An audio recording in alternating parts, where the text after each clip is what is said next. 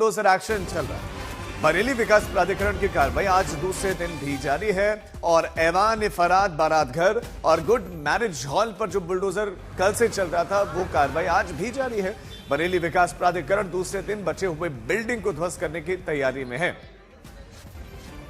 Bulldozer action दिख रहा है। ऐवान फराद बारात घर पर ये बुलडोजर रन है, बुलडोजर चल रहा है। कल भी कार्रवाई दिखी, आज फिर कार्रवाई दिखी है, आज भी कार्रवाई हो रही है और इस पूरे अतिक्रमण को ध्वस्त किया जा रहा है बरेली में।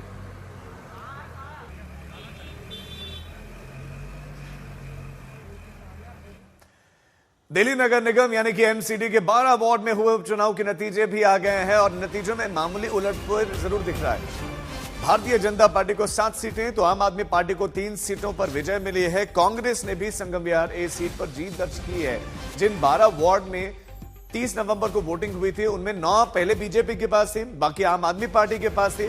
और विधानसभा के चुनाव भी हुए थे साल की शुरुआत में। बीजेपी की बड़ी जीत के बाद दिल्ली उपचुनाव में सबकी निगाहें थी।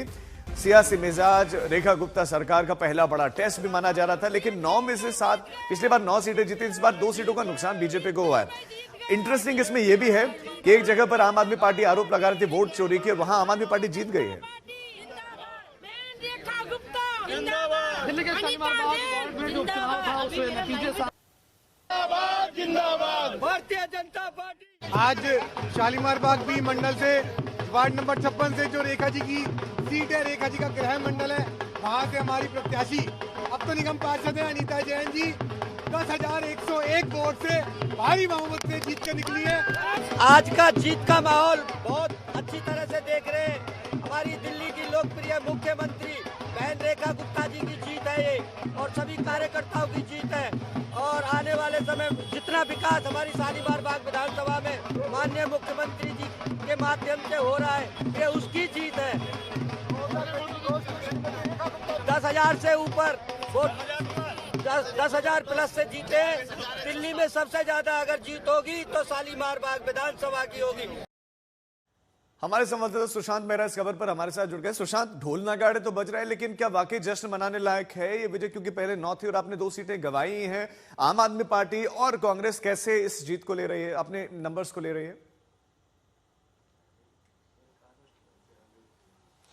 देखिए राजीव, दिल्ली के अंदर निगम का चुनाव था और उपचुनाव था और सीटों में से 12 में से 7 सीटें बीजेपी ने जीती है। हमारे साथ दिल्ली बीजेपी अध्यक्ष हैं। हालांकि तमाम जो लोग हैं वो पहुंचे हैं, लड्डू जो है वो खिलाने के लिए। लड्डू भी है, खुशी भी है चेहरे पर, लेकिन 2 सीटों का नुकसान भी है। आप जिसे नुकसान कह रहे हैं वो मेरा मानना है कि सामाजिक जो वहाँ के स्थानीय समीकरण है उसका एक कारण हो सकता है।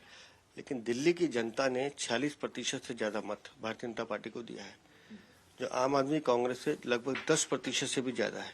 तो दिल्ली की जनता का मन सीधा सीधा दिल्ली की सरकार भारतीय जनता पार्टी के साथ है और दिल्ली की जनता ये जानती है कि दिल्ली का बेहतर विकास कोई कर सकता है तो भारतीय जनता पार्टी ही कर सकती है, और मैं इसको बड़े पॉजिटिव नोट में लेता हूँ। लेकिन एक सवाल यह है कि जिस सीट पर आम आदमी पार्टी ये लगातार आरोप लगा रही थी कि वोट चोरी हुई है, और आज सीधा सीधा उन्होंने कहा कि पूरा चुनाव चोरी हुआ है, तो उनको 3 सीटें छोड़ देनी चाहिए आम आदमी पार्टी को। बेमानी बातें करते हैं, उनके पास कुछ बचा नहीं है आम आदमी पार्टी के पास, और इस तरह के घटिया आरोप लगाने से मुझे लगता है वो लोकतंत्र को गाली ही देते हैं। तो उनको खुद अपने गिरेबान में झांकना चाहिए और आकलन करना चाहिए कि उनके प्रदेश अध्यक्ष खुद अपने घर की सीट हार गए, उसका चिंतन करें।